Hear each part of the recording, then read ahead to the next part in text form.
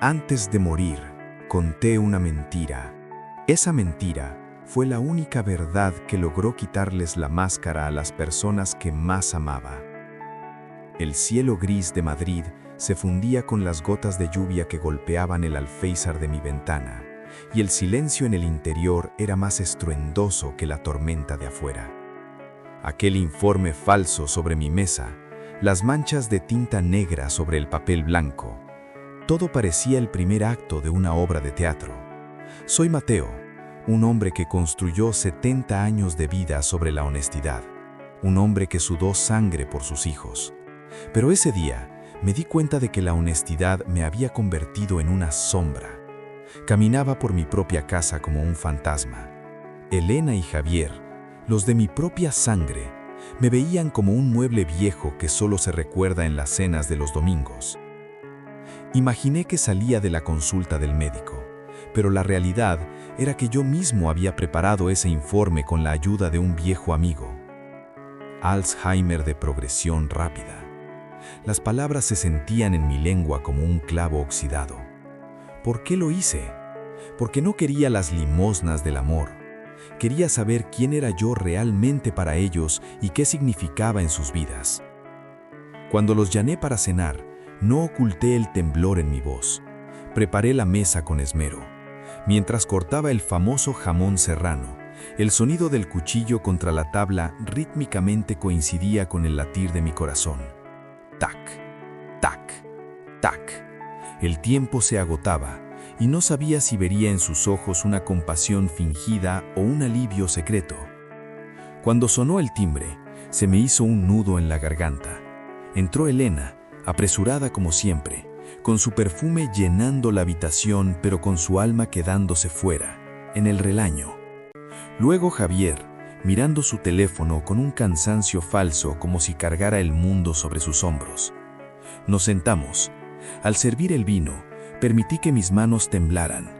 Esta vez el temblor no era por la vejez, sino por la adrenalina de la tormenta que estaba a punto de desatarse. «Os he llamado para deciros algo», dije. Mi voz resonó en la habitación. Incluso el viejo reloj de la pared pareció detenerse. Sus miradas se clavaron en mí. En ese momento, comencé la actuación más grande de mi vida. He estado con el médico. Las pruebas, los resultados no son buenos. Mi memoria, hijos míos, mi memoria me está abandonando. Y va a ser mucho más rápido de lo que pensamos. El aire en la habitación se volvió pesado de repente. El tenedor de Elena golpeó su plato. Un sonido agudo, metálico. Javier dejó el teléfono sobre la mesa. Pero lo que vi en sus ojos, ¿era tristeza? ¿O era ese miedo egoísta que trae consigo la pregunta, ¿y ahora qué vamos a hacer con él? En ese instante, lo supe. El juego había comenzado y ya no había vuelta atrás. El silencio en la mesa era tan intenso que podía oír el sonido de la sangre corriendo por mis venas. Observé la expresión gélida en el rostro de Elena. No había lágrimas en sus ojos. Más bien, fruncía el ceño como si se enfrentara a un problema matemático complejo que debía resolver. Javier, por su parte, dio un largo trago a su vino. Su rostro reflejado en el cristal de la copa se veía distorsionado y ajeno. Me sentí como si estuviera asistiendo a mi propio funeral en vida, frente a mis propios hijos. «¿Cuánto tiempo tienes?», preguntó Javier finalmente. Su voz era seca, carente de emoción, como si le pidiera direcciones a un extraño en la calle. Es decir, ¿qué dijo el médico exactamente? ¿Cuándo se supone que perderás la memoria por completo? Continué tejiendo mi mentira como si fuera un encaje fino. Unos meses, tal vez un año. El doctor dijo que el proceso es agresivo. A veces, cuando me despierto por la mañana, olvido dónde estoy, Javier. Tengo miedo de olvidar incluso vuestros rostros. Era una mentira, pero el miedo que contenía era real. No temía olvidar sus rostros, sino olvidar la humanidad que quedaba en ellos. De repente, Elena se levantó. El chirrido de la silla sobre el parqué me lastimó los oídos. Caminó hacia la ventana y se cruzó de brazos mientras contemplaba las calles mojadas de Madrid. «Papá», Esto es algo muy serio, dijo Elena, de espaldas a mí. Su voz tenía ese tono autoritario y controlador de siempre. Ya sabes que yo trabajo muchísimo, las clases de los niños, mis turnos en el hospital, y Javier ni siquiera levanta la cabeza del trabajo. No puedes quedarte solo en esta casa.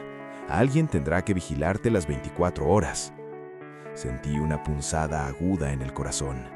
Antes de decir hola, ya estaban pensando en dónde colocarme como si fuera un trasto viejo. Todavía estoy aquí, Elena, dije en voz baja. Todavía respiro. Todavía sé quiénes sois. Javier se inclinó sobre la mesa, clavando sus ojos en los míos, pero su mirada estaba vacía. No se trata de eso, papá. Es una cuestión de seguridad. ¿Y si te dejas el gas abierto? ¿Y si dejas la puerta abierta y te vas? No estaríamos tranquilos. Además, mantener esta casa es difícil. Es muy grande, muy antigua. Antigua, ¿sí? Esta casa había empezado a ser una carga para ellos, no porque fuera vieja, sino porque yo vivía en ella. En ese momento comprendí que para mis hijos ya no era papá, sino una crisis que gestionar. Me había convertido en un expediente a ojos de mis propios hijos. ¿Y qué sugerís?, pregunté, ocultando la decepción en mi voz.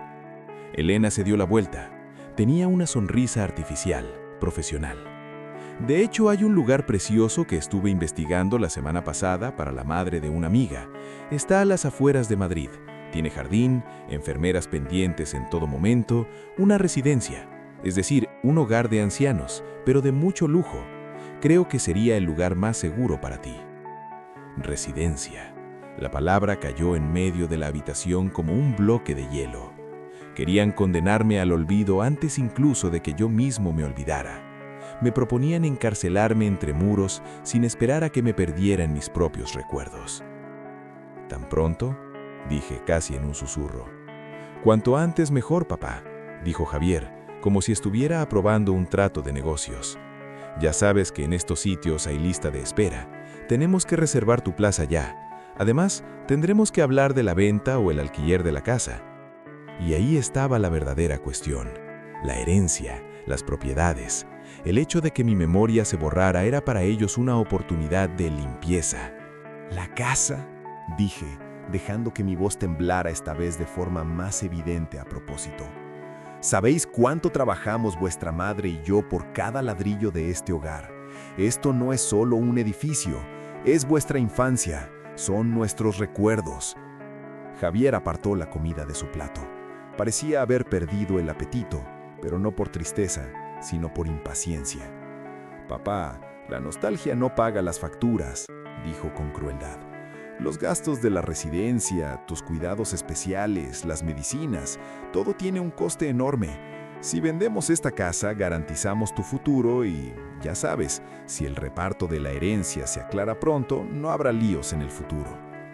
Lo que él llamaba líos era esa gran batalla en la que se tirarían a la yugular del otro en cuanto yo muriera. Fingía que intentaba protegerlos, pero en realidad solo pensaba en su parte, en esa cuenta bancaria que quería convertir en efectivo cuanto antes.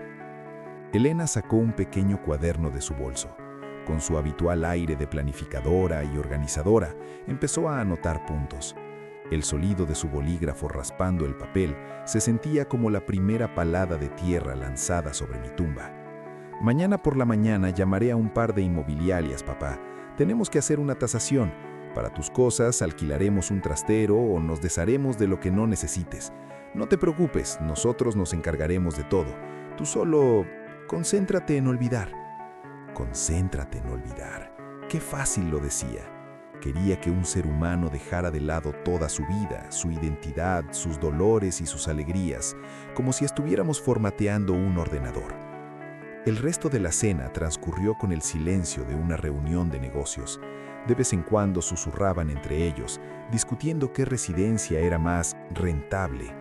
Hablaban de mí como si no estuviera en la mesa, como si ya me hubiera ido. En un momento, Elena preguntó: «¿Qué hiciste con los pendientes de diamantes de mamá, papá? Sería bueno ponerlos en una caja fuerte. Si lo olvidas, no podremos encontrar dónde están». Los pendientes favoritos de su madre. Incluso eso lo veían como una oportunidad dentro de mi enfermedad. «Están en la caja fuerte, Elena. dije con voz gélida. Todo está a salvo. Cuando llegó el momento de irse, ambos me besaron en la frente con una compasión fingida. Elena dijo, «Cuídate, papá, te llamaré mañana», pero sus ojos estaban puestos en la libertad que había tras la puerta. Javier me dio una palmadita en el hombro. «Sé fuerte, viejo, lo solucionaremos». Sabía que al decir «lo solucionaremos» se refería a liquidar mi vida. Cuando la puerta se cerró, el silencio de la casa cayó sobre mí como una luz. Me miré en el espejo del pasillo. El hombre que tenía enfrente tenía 70 años, pero su alma había envejecido un siglo en esa última hora. Volví a la mesa y tomé el informe falso. Mis dedos recorrieron el papel. «El juego ha comenzado», susurré al vacío. «Veamos cuánto más caen vuestras máscaras». No pude dormir en toda la noche. Mientras miraba el techo en la oscuridad, imaginé el tráfico de llamadas que empezaría mañana, los agentes inmobiliarios y esos fríos folletos de residencias. Pero olvidaban algo. Yo aún no lo había olvidado todo. Al contrario, lo veía todo más claro que nunca.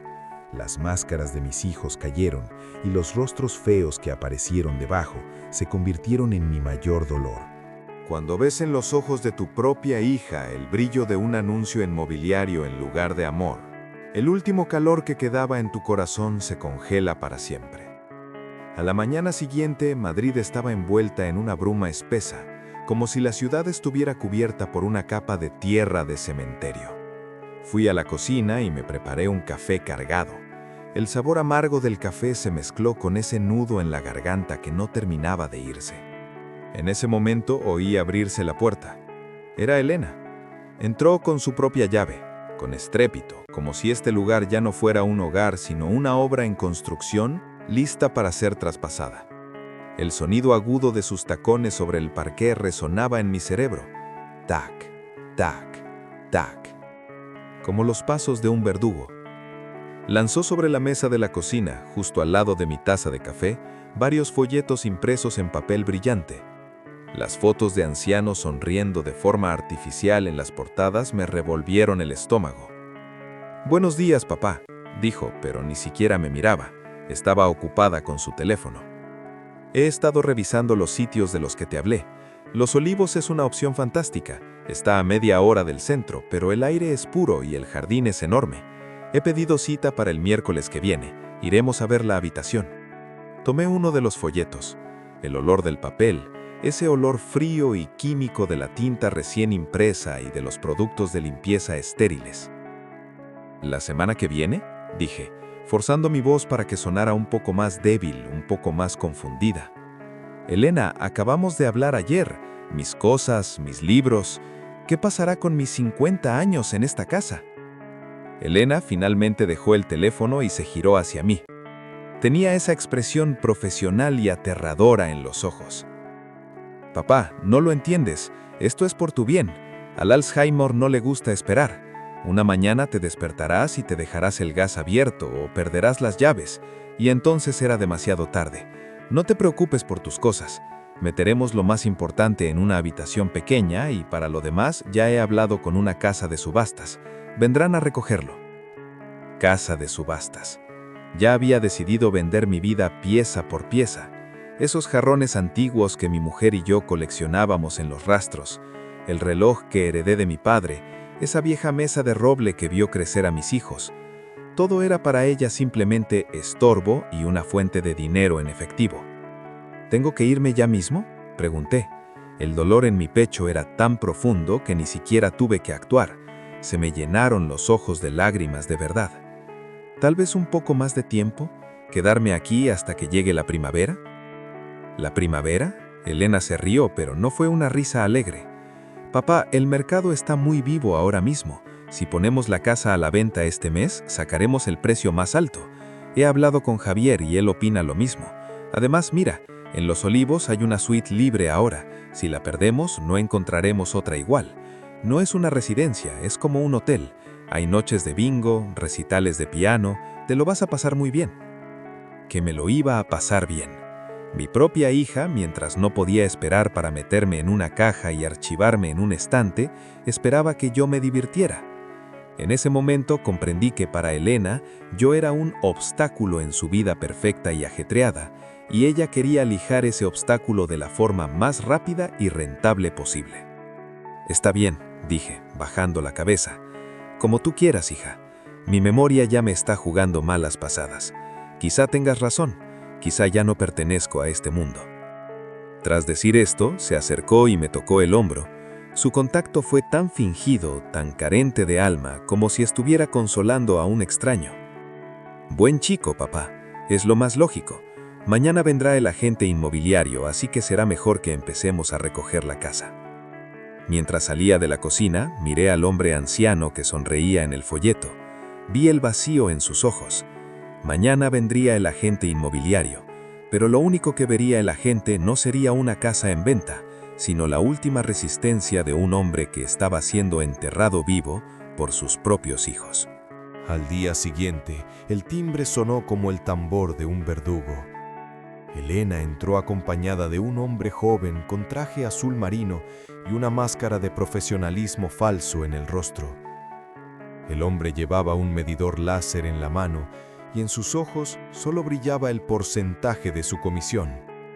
Se llamaba el señor García. Para mí no era más que el sepulturero de mis recuerdos. «Este es el salón principal», dijo Elena, con una voz tan carente de emoción como la de un guía de museo.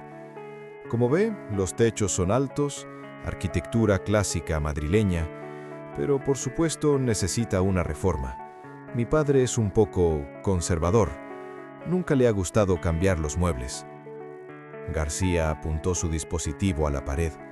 Un punto láser rojo apareció justo en el centro del cuadro favorito de mi esposa. Era como si un francotirador estuviera apuntando directamente a nuestro pasado. «Perfecto», dijo García, tomando notas. «Podríamos tirar los tabiques y hacer una cocina abierta. A los jóvenes profesionales les encanta esta zona. Este aire antiguo es en realidad una ventaja. Podemos venderlo como algo vintage». ¿Aire antiguo?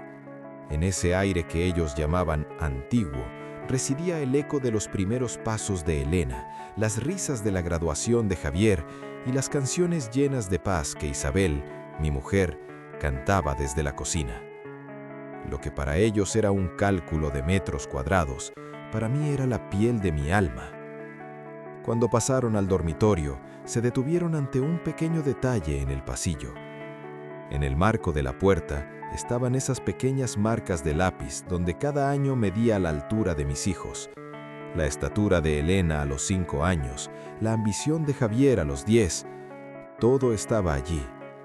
García miró el lugar y dijo: «Por supuesto, estos marcos hay que lijarlos y pintarlos. Se ven muy desgastados». Elena asintió. «Sí, tiene razón. De todas formas, como mi padre está empezando a olvidarlo todo, estos detalles ya no tienen ninguna importancia». Cerré los ojos. ¿Olvidar? Ellos ya habían olvidado por mí. Antes de que yo perdiera la memoria, ellos ya se preparaban para pasar una capa de pintura blanca sobre mi historia. Me acerqué a la vieja mesa de roble del salón. Acaricié con la mano los arañazos de su superficie. Isabel y yo habíamos tomado café en esta mesa cada mañana durante 50 años. Ahora, esta mesa esperaba ser evaluada como una antigüedad o como basura. «Papá, ¿qué haces ahí?», gritó Elena desde la cocina. «Venga, tienes que explicarle al señor García cómo está la fontanería de la cocina. Tú lo sabes mejor. ¿No recuerdas que el año pasado hubo una fuga?». Caminé hacia la cocina con pasos pesados. Me mordí los labios para reprimir el grito que llevaba dentro. Quería gritarles: «Lo recuerdo todo. Esto es una farsa». Pero no podía. Si me rendía ahora, no vería el final de este baile de máscaras. Necesitaba saber hasta dónde eran capaces de llegar, cuáles eran los límites de su egoísmo. «No lo sé», dije dejando que mi voz temblara. «¿La fontanería? No lo recuerdo, Elena. ¿Hubo una fuga? Tal vez lo soñé». Elena miró al agente inmobiliario con una expresión significativa. «¿Lo ve? Su estado empeora por momentos. Cuanto antes terminemos los trámites, mejor. García me miró con una compasión que era incluso más falsa que su sonrisa. No se preocupe, caballero. Su hija está haciendo lo mejor para usted. Con el dinero de esta venta vivirá en un lugar mucho más cómodo, en paz. Paz. La paz de la que hablaban era meterme en una caja y cerrar la tapa. En ese momento comprendí que no solo estaban desalojando mis muebles de esta casa, sino que me estaban desalojando a mí. Me estaban exiliando de mi propia vida, y quien lo hacía era la misma hija a la que una vez arrullé en mis brazos. Cuando en los ojos de tu hijo no te ves a ti mismo, sino solo los números de su cuenta bancaria, entiendes lo que es la verdadera orfandad. 2 horas después de que el agente García se marchara, un camión enorme y blanco apareció frente a la puerta. El emblema en el lateral del camión proyectó una sombra sobre mi casa como si fueran las alas de un buitre. Javier había llegado, pero no venía con flores ni con un abrazo lleno de afecto, sino con una pila de carpetas y cajas que decían liquidación.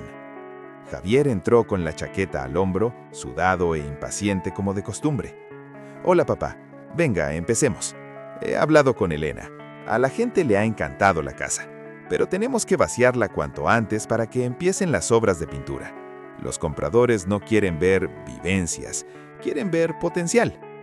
¿No vivencias, sino potencial? Esas palabras se clavaron en mi corazón como un puñal.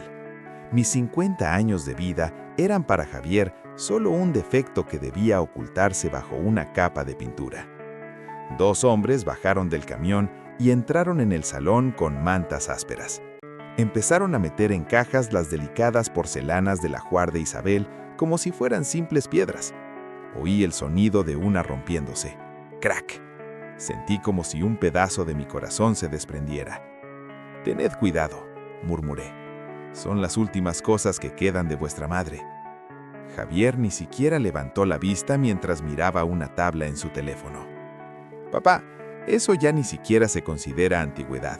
Son cosas pasadas de moda. Las mandaremos al guardamuebles y ya las veremos en otro momento. Ahora lo importante es esto». Se acercó y puso un documento sobre la mesa. «Es el poder notarial. Necesito que lo firmes para que pueda gestionar tus cuentas bancarias, la venta de la casa y los pagos de la residencia. Ya sabes, pronto podrías tener dificultades incluso para sostener el bolígrafo». Tomé el bolígrafo. Mis dedos temblaban de verdad, pero esta vez no estaba actuando. Temblaba de rabia y decepción. Mi propio hijo me pedía permiso oficial para quedarse con mi herencia antes incluso de que yo muriera. «Javier», dije mirándolo fijamente a los ojos, «¿me quieres de verdad o solo quieres la firma que va debajo de este papel?» Se detuvo un momento. Me pareció ver un leve destello de culpa en sus ojos, pero ese brillo desapareció enseguida en la oscuridad de su ambición. «Papá, ¿qué clase de pregunta es esa? Por supuesto que te queremos, pero seamos realistas. Ya no puedes cuidarte solo. Estoy intentando salvar tu futuro financiero». Futuro financiero. Mi futuro estaba ahora entre las 4 paredes de una habitación de residencia. Firmé aquel papel. En ese instante, sentí como si estuviera firmando mi propia sentencia de muerte con mis propias manos. Mientras los hombres vaciaban mi estantería, vi que mi libro de poemas favorito cayó al suelo. De su interior salió una rama de rosa seca. Aquella rosa que Isabel me regaló por mi 40 cumpleaños. El hombre ni siquiera se dio cuenta. La pisó y siguió de largo. En ese momento quise gritar, echarlos a todos de casa. Quise clamar: «¡Fuera de aquí! No estoy enfermo, lo recuerdo todo». Pero callé. Ese silencio era el comienzo de la lección más grande que les iba a dar. Javier me tomó del brazo. «Vamos, papá, el coche está fuera. Tómalo como una visita de toma de contacto. Te quedarás allí unos días hasta que tus cosas estén instaladas. ¿Quién sabe? Igual hasta te gusta». Al salir por la puerta de casa, miré hacia atrás. El umbral parecía una línea fronteriza que no volvería a cruzar jamás. Ese olor familiar de las calles de Madrid, la mezcla de pan recién hecho y humo de escape. Al despedirme de ese aroma, dejé una parte del Mateo que fui en esa casa vacía. Cuando subí al coche, Vi por el espejo retrovisor cómo mi casa se hacía más pequeña cada segundo. Javier encendió la radio y empezó a sonar una canción pop alegre. Aquella música desentonaba tanto con mi alma en duelo. Mientras yo vivía la tragedia más grande de mi vida, mis hijos, que eran el centro de mi mundo, aceleraban con la ligereza de quien se ha librado de una carga. Cuando la voz de un hijo no pregunta a su padre, ¿cómo estás?, sino, ¿dónde está?, esa voz ya no es un sonido de amor, sino el grito de un cazador de herencias. Los pasillos de la residencia Los Olivos estaban muy lejos de las calles llenas de vida de Madrid. Aquí el tiempo no fluía, simplemente goteaba. Ese blanco estéril de las paredes me lastimaba los ojos. El olor penetrante a amoníaco y a desinfectante barato me recordaba constantemente que estaba en la última parada. Mi habitación era pequeña, una cama, una mesilla de noche y sobre ella una sola fotografía de mi mujer, Isabel. Javier y Elena habían cargado 50 años de recuerdos en un cañón enorme y solo me habían considerado digno de este espacio tan estrecho. Me senté en la silla frente a la ventana. Observé a las otras personas que caminaban con pasos pesados por el jardín, con la mirada perdida en el vacío. Ellos sí habían olvidado de verdad sus nombres, sus hijos, quiénes eran. Yo, en cambio, vivía con la maldición de recordarlo todo, hasta el más mínimo detalle. Llamaron suavemente a la puerta. La enfermera entró con esa sonrisa profesional pero distante y me trajo las medicinas. «Es la hora de la medicación, señor Mateo», dijo. «Estas le ayudarán a mantener la mente despejada». Sonreí. Ella no sabía que escondería esas pastillas bajo la lengua para luego tirarlas al váter. Mi mente ya estaba despejada. De hecho, estaba tan afilada y penetrante como el cristal. Poco después de que se marchara, mi teléfono vibró sobre la mesilla. Era Javier. Un pequeño rastro de esperanza surgió en mi interior. Tal vez diría: «Papá, me arrepiento de haberte dejado allí. Te echo de menos». «Diga, Javier», dije, usando ese tono de voz anciano y cansado. «Hola, papá. ¿Has podido instalarte?» «He hablado con Elena, dice que la habitación no está mal», dijo. Su voz era apresurada, se oía ruido de oficina de fondo, sonidos de teclado, pero no esperó ni un segundo para ir directo al grano. «Escucha, papá, tenemos que solucionar el tema de los ajustes financieros. Necesito que recuerdes exactamente las contraseñas de esa cuenta compartida en el banco y dónde está la llave de la caja fuerte. He hablado con el abogado y si tu memoria empeora más, será imposible acceder a ese dinero. Todo podría pasar a manos del Estado, ¿entiendes? Necesitamos ese dinero para tus cuidados». Para mis cuidados. Una mentira tan desnuda que revolvía el estómago. Los gastos de este lugar ya se cubrían con mi propia pensión. Él solo perseguía los ahorros de 50 años en el banco. Solo le importaban esas pocas piezas de oro y diamantes que su madre guardaba en la caja de seguridad. «No lo sé, hijo», susurré, alejando un poco el teléfono de mi oreja. «Caja, contraseña, me parece que lo escribí en una libreta, pero ¿dónde está esa libreta? Quizá esté en alguna de las cajas que tiró Elena». Oí el silencio al otro lado del teléfono. Podía sentir desde aquí cómo Javier apretaba los dientes, su respiración impaciente. «Papá, concéntrate, por favor. ¿Dónde está la llave de la caja? ¿Estaba en el compartimiento secreto de tu escritorio o en aquel viejo armario del dormitorio?» «No puedo recordarlo, Javier. Todo está muy borroso. Es como si estuviera en medio de una niebla. Incluso tu voz se oye muy lejana». «Maldita sea», susurró Javier. Pensó que había colgado, pero la línea seguía abierta. Le oí decirle a alguien a su lado, probablemente a su mujer: «Sigue sin recordar nada. Si se va del todo sin decir dónde está la llave de la caja, todo se irá al traste. Tanto dinero se va a quedar ahí pudriéndose». El teléfono se cortó. Me quedé allí, con el dispositivo temblando en mi mano. Para un padre, escuchar que su propio hijo tiene más miedo de que su dinero se pudra que de su propia salud, en ese instante, el último vínculo en mi corazón se rompió.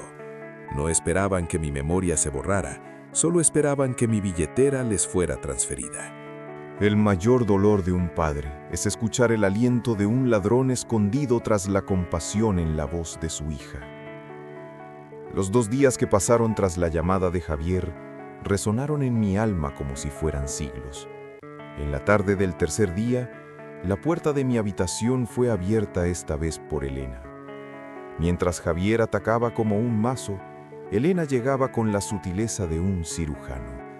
Llevaba un pequeño paquete en la mano y en su rostro una máscara de hija afligida que no verías ni en los teatros más caros de Madrid. «Papaíto, te he traído tus pasteles de nata favoritos», dijo, acercándose y depositando un beso gélido en mi mejilla. El olor a desinfectante pesado de la habitación, mezclado con su perfume caro, me revolvió el estómago. «¿Cómo estás? ¿Te cuidan bien las enfermeras aquí?» «Estoy bien, Elena», susurré, sin apartar la vista de la ventana. Solo que a veces todo se confunde. ¿Estaba Isabel aquí hace un momento o lo he soñado? Una chispa de incomodidad apareció en los ojos de Elena, pero se recuperó enseguida. Dejó el paquete sobre la mesilla. «Mamá se fue hace años, papá, ya lo sabes. Mira, tu mente se está nublando mucho. Por eso tenemos que garantizar algunas cosas». Me tomó la mano. Sus manos estaban calientes, pero era el calor de una serpiente que calienta a su presa, no el de una amiga. «He hablado con Javier. Está muy preocupado. Las cuentas del banco, las joyas de la familia en aquella caja de seguridad, son tu futuro y el nuestro. Si olvidas dónde está la llave o la contraseña, esos diamantes se quedarán allí atrapados. El recuerdo de mamá no debería pudrirse en la caja de un banco, ¿verdad?» El recuerdo de mamá. Que Elena se atreviera a pronunciar esas palabras era un insulto. Esas joyas, esa caja, solo tenían un significado para ella. Dinero en efectivo, un coche nuevo, tal vez una casa más lujosa o una salida para sus deudas interminables. «Las joyas», dije, silabeando la palabra como si la oyera por primera vez. A Isabel le encantaban.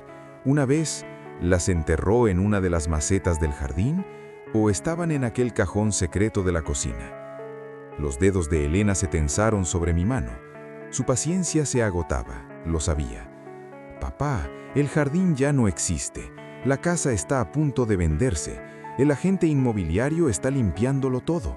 Si están allí, todo irá a la basura. Por favor, recuerda, ¿dónde está esa llave? Tengo que ir a recogerlas para poder protegerlas en tu nombre». Mi memoria es como un reloj de arena, Elena. La arena se derrama y no puedo sujetarla. Tal vez se lo dije a Javier. Él me preguntó el otro día. ¿A Javier?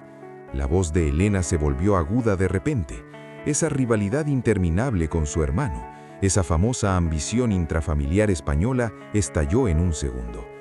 «No le digas nada a él, papá. Él solo piensa en sus planes egoístas. Yo soy tu hija. Yo quiero lo mejor para ti». Su sucia guerra de reparto ya había comenzado. A espaldas el uno del otro, giraban sobre mí como buitres. Elena se levantó y empezó a caminar nerviosa por la habitación. En un momento miró la foto de mi mujer, pero en sus ojos no había ni un rastro de nostalgia. Era como si mirara a una diana. «Vendré mañana otra vez», dijo mientras se dirigía a la puerta. «Por favor, piensa en la llave. Tenemos que encontrarla. Si no, tu estancia aquí podría volverse mucho más difícil. Los gastos aumentan, ya lo sabes». Era una amenaza. Insinuaba que si no soltaba el dinero, la calidad de mis cuidados bajaría, o incluso que me vería en la calle. Mi propia hija me ofrecía compasión a cambio de que me permitiera vender una habitación llena de recuerdos. Cuando la puerta se cerró, tomé uno de los dulces que Elena había traído y lo tiré a la basura. Hasta esos dulces olían a traición. Mientras caía la noche, susurré para mis adentros. Siguen buscando la llave, pero la llave ya encontró a su dueño.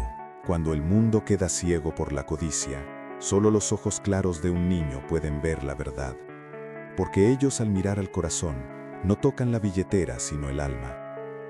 Lo único que rompía el silencio pesado y polvoriento de la residencia era ese sonido de pasos ligeros y enérgicos que oía cada día a la misma hora. No eran los pasos de verdugo de Elena, ni los golpes impacientes de Javier. Ese sonido era la única cuerda que me mantenía unido a la vida. Cada vez que la puerta se abría, no entraba el aire sofocante de Madrid, sino una brisa de mañana de primavera. Era mi nieto, Jake. Jake era el único ser en esta familia por el que me asombraba cada día al ver cómo podía seguir siendo tan puro. A pesar de ser hijo de Elena, no había heredado ni un ápice de esa ambición gélida de su madre. Cuando entraba, siempre llevaba un libro en la mano, y en su rostro una sonrisa lo suficientemente sincera como para borrar todas las maldades del mundo. «Hola, abuelo», decía, acercándose y tocando mi pelo con sus manos suavísimas. A diferencia de los demás, él no me pedía una llave, una contraseña o una herencia. Él solo me quería a mí. «¿Cómo estás hoy? Mira lo que te he traído de la biblioteca». Se sentaba al borde de mi cama.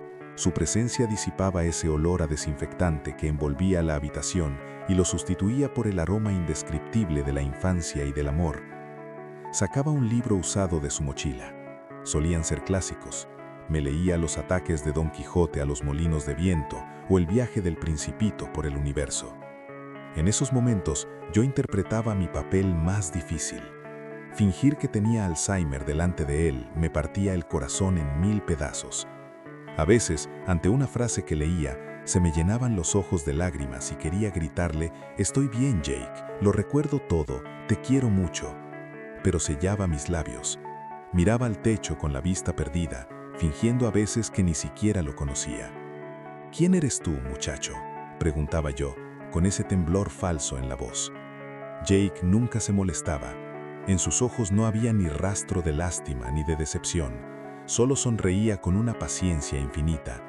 «Soy Jake, abuelo, tu pequeño caballero. Si lo has olvidado, no pasa nada. Yo recordaré por ti. Yo guardaré nuestra historia en mi mente por los dos».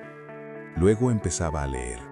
Mientras su voz resonaba en el pasillo, veía cómo se les llenaban los ojos de lágrimas a las enfermeras que nos observaban por la rendija de la puerta. Al leer, Jake no solo pronunciaba palabras, sino que me susurraba su fe en mí. Mientras Elena y Javier estaban fuera peleándose por vender la casa y vaciar las cuentas, este chico de 17 años venía cada día después del instituto, tomando 2 autobuses, para abrirme las puertas de mundos que yo no conocía. Un día dejó de leer y me apretó fuerte la mano. «Abuelo», susurró, «mi madre y mi tío a veces hablan de forma muy rara. Se pelean por tus cosas, por el dinero de la casa. No te enfades con ellos, ¿vale? Solo tienen miedo. Pero yo no tengo miedo. Aunque se te vaya la memoria, sé que dentro de ti sigue estando ese viejo Mateo, ese hombre que me enseñó a montar en bici en el jardín y que me hablaba de las estrellas, sigue ahí, en alguna parte». En ese momento, una lágrima que no pude contener resbaló por mi mejilla. Jake la secó con su dedo. «Mira», dijo con alegría, «tu cuerpo recuerda, abuelo, tus lágrimas todavía me conocen». Le pedí perdón 1000 veces en mi interior, por mentirle, por incluirlo en este juego, pero sabía que cuando esta tormenta amainara y aquel falso diagnóstico se revelara como la verdad de sus corazones, él sería el único que saldría ileso de las ruinas de esta familia. Mientras los otros contaban sus monedas de oro, Jake llevaría mi verdadera herencia, mi amor y mis recuerdos. La verdadera herencia es tan grande que no cabe en la caja de un banco. Es un tesoro que solo puede transportarse en las manos compasivas de un niño. Mientras los días se perseguían unos a otros en los pasillos monótonos y con olor a fármacos de la residencia, las visitas de Jake se convirtieron en mi único tubo de oxígeno. Observando desde la ventana de mi habitación el sol poniente de Madrid, vi que Jake llegaba esta vez con un libro más grueso y antiguo. Era ese volumen especial que había logrado rescatar de mi biblioteca saqueada, Don Quijote de la Mancha. «Abuelo, hoy he traído tu parte favorita», dijo con alegría. Su voz cortaba el silencio sepulcral de la habitación como una espada. «Esa parte donde confunde los molinos de viento con gigantes y los ataca. Mi madre iba a tirar este libro a la basura. Decía que tenía mucho polvo, pero yo lo escondí en mi mochila sin que me viera. Se me hizo un nudo en la garganta. Elena se había vuelto tan desalmada que era capaz de tirar los libros favoritos de su padre por el simple hecho de estar empolvados. Jake, sin embargo, era capaz de ver el alma escondida bajo ese polvo. Se sentó a mi lado y empezó a leer. Mientras él leía, yo seguía interpretando mi papel de paciente de Alzheimer con la mirada perdida, pero por dentro un volcán estaba a punto de estallar. En un momento se detuvo, dejó el libro en su regazo y me tomó las manos. ¿Sabes una cosa, abuelo? Mi tío llamó hoy a mi madre. Hablaban de la oficina del catastro. Creo que la venta de la casa ya ha terminado. Mi madre lloraba, pero no de tristeza. Decía, por fin nos hemos librado.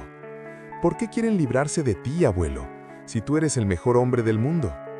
Esa pregunta fue como una bala directa al corazón. Lo que un chico de 17 años podía ver con total claridad, mis hijos de 40 eran incapaces de percibirlo.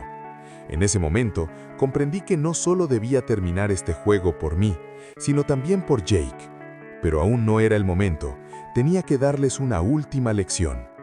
Me acerqué a Jake, miré ese amor puro en sus ojos, y por un instante dejé a un lado mi actuación. Mi voz recuperó su tono normal y mi mirada se volvió aguda. Jake, escúchame bien, hijo. No se lo digas a nadie, pero tu abuelo sigue aquí. Tu abuelo no ha olvidado nada. Los ojos de Jake se abrieron de par en par. Se quedó sin aliento. Abuelo, ¿tú estás bien? Shh, dije llevándome el dedo a los labios.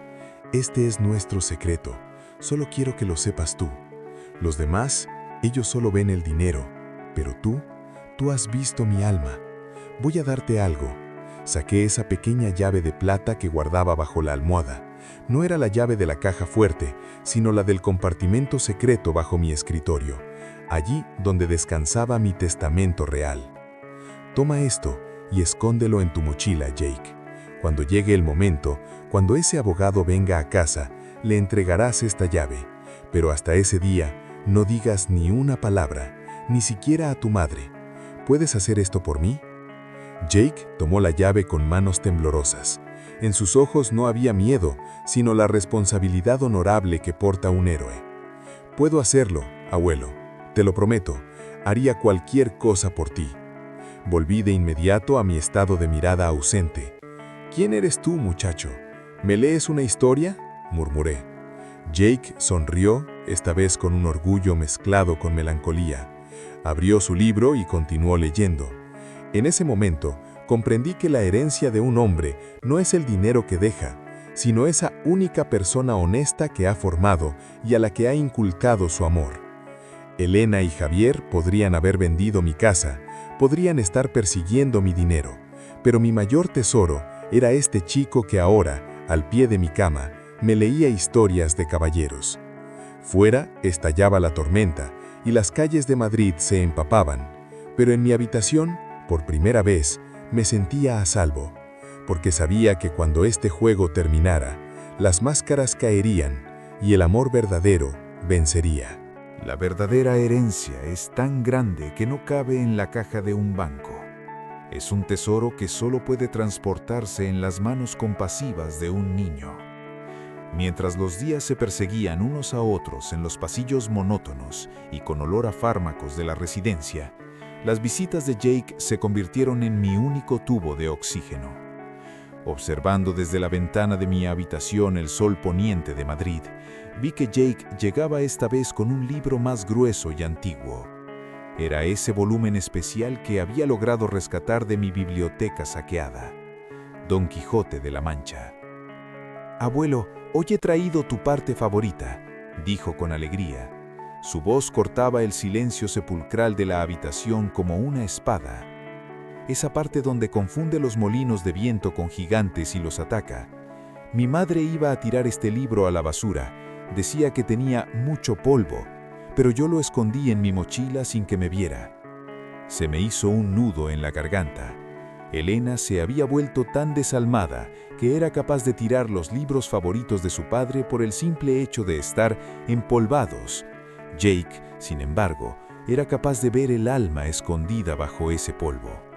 Se sentó a mi lado y empezó a leer. Mientras él leía, yo seguía interpretando mi papel de paciente de Alzheimer con la mirada perdida. Pero por dentro, un volcán estaba a punto de estallar. En un momento, se detuvo. Dejó el libro en su regazo y me tomó las manos. ¿Sabes una cosa, abuelo? Mi tío llamó hoy a mi madre. Hablaban de la oficina del catastro. Creo que la venta de la casa ya ha terminado. Mi madre lloraba, pero no de tristeza. Decía, por fin nos hemos librado. ¿Por qué quieren librarse de ti, abuelo, si tú eres el mejor hombre del mundo? Esa pregunta fue como una bala directa al corazón. Lo que un chico de 17 años podía ver con total claridad, mis hijos de 40 eran incapaces de percibirlo. En ese momento comprendí que no solo debía terminar este juego por mí, sino también por Jake, pero aún no era el momento. Tenía que darles una última lección. Me acerqué a Jake, miré ese amor puro en sus ojos y por un instante dejé a un lado mi actuación. Mi voz recuperó su tono normal y mi mirada se volvió aguda. Jake, escúchame bien, hijo. No se lo digas a nadie, pero tu abuelo sigue aquí. Tu abuelo no ha olvidado nada. Los ojos de Jake se abrieron de par en par. Se quedó sin aliento. ¿Abuelo? ¿Tú estás bien? Shh, dije llevándome el dedo a los labios. Este es nuestro secreto. Solo quiero que lo sepas tú. Los demás, ellos solo ven el dinero, pero tú has visto mi alma. Voy a darte algo. Saqué esa pequeña llave de plata que guardaba bajo la almohada.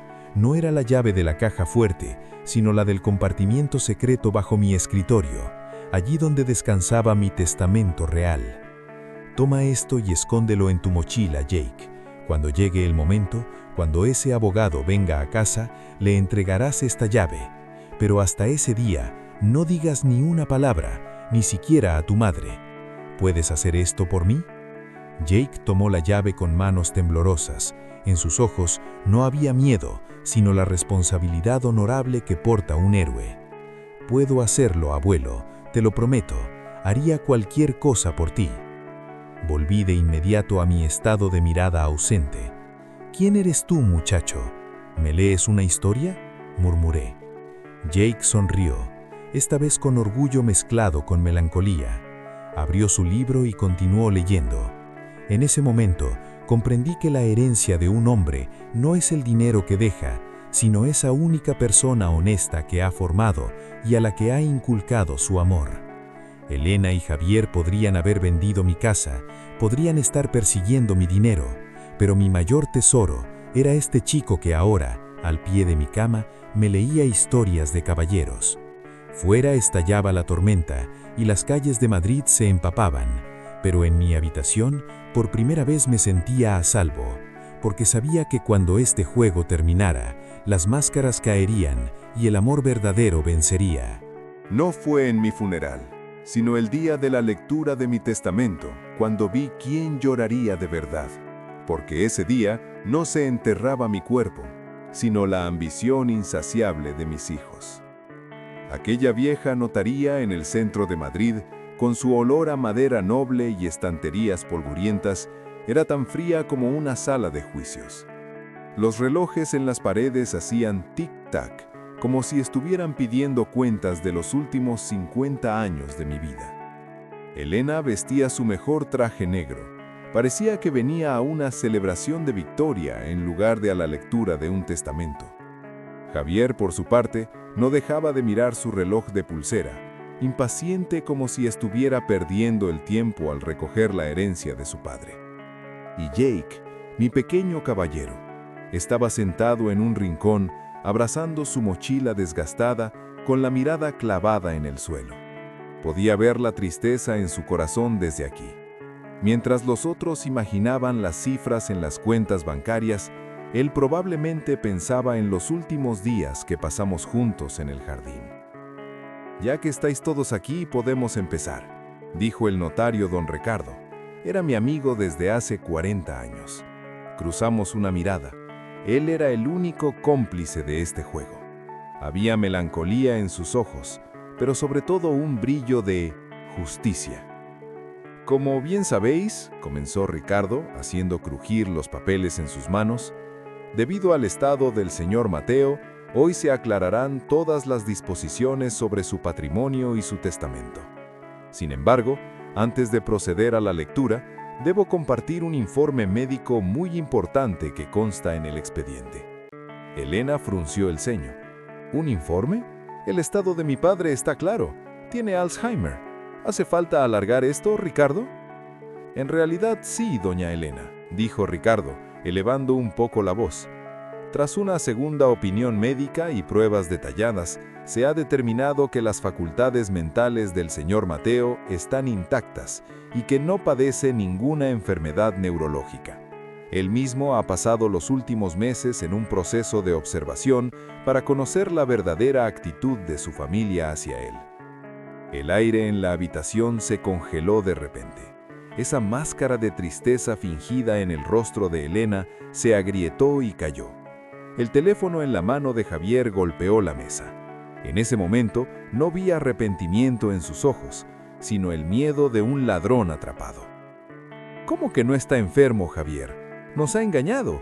Hemos vendido la casa, teníamos todo planeado. Esto tiene que ser una broma. No es una broma, Javier, dije. Por primera vez, hablé con una voz firme y digna, sin actuar. Me incorporé en mi asiento. Esto era un espejo, y vosotros habéis mostrado en ese espejo lo feos que podéis llegar a ser. Elena tartamudeó. Papá, lo hacíamos por tu bien. Es decir, no lo hacíais por mi bien. Me enterrasteis vivo por la gordura de vuestras billeteras, sentencié. Hice una señal a Ricardo. Continúa, amigo, ve al grano. Ricardo se aclaró la garganta. Según el testamento, todos los ahorros bancarios del señor Mateo, todos los ingresos de la venta de la casa y sus propiedades fuera de Madrid se le otorgan a su nieto Jake, para que le sean entregados al cumplir los 18 años. A Elena y Javier solo les quedan como herencia las fotos de recuerdo de su madre y el coste de la educación que se les brindó en el pasado. A partir de hoy, todos los asuntos financieros del señor Mateo serán gestionados por un fideicomiso en nombre de Jake. Silencio. Era un silencio tan profundo que la respiración acelerada de Elena por la rabia llenaba la habitación. Jake, en cambio, había levantado la cabeza y me miraba con los ojos empañados. Le guiñé el ojo. «Esto no puede ser», exclamó Elena. «Denunciaremos. Diremos que no está en sus cabales». «Podéis hacerlo», dijo Ricardo con calma. «Pero tenemos informes de plena salud de 3 hospitales diferentes y grabaciones de audio de las presiones que ejercisteis sobre vuestro padre. El señor Mateo lo grabó todo». Javier y Elena, sin decir una palabra, salieron de la habitación como una tormenta, con una expresión de odio y vergüenza mezclada en sus rostros. Mientras los veía marchar, no sentí ni rabia ni deseos de venganza. Solo sentí una profunda sensación de libertad. Cuando la puerta se cerró, solo quedamos en la habitación Ricardo, Jake y yo. Jake corrió hacia mí y se colgó de mi cuello. «Abuelo, no quiero el dinero, solo quiero volver a esa casa contigo», sollozó. «Esa casa ya no existe, Jake», dije, acariciando su pelo. «Pero tendremos un nuevo hogar, y en ese hogar solo se hablará de amor. Tú eres mi verdadero heredero, porque tú fuiste el único que vio con el corazón». Al salir de la notaría y caminar por las calles soleadas de Madrid, el aire se sentía más limpio que nunca. Las máscaras habían caído, la mentira había terminado, y yo, a mis 70 años, comenzaba de nuevo mi vida de una forma tan honesta y pacífica como nunca antes.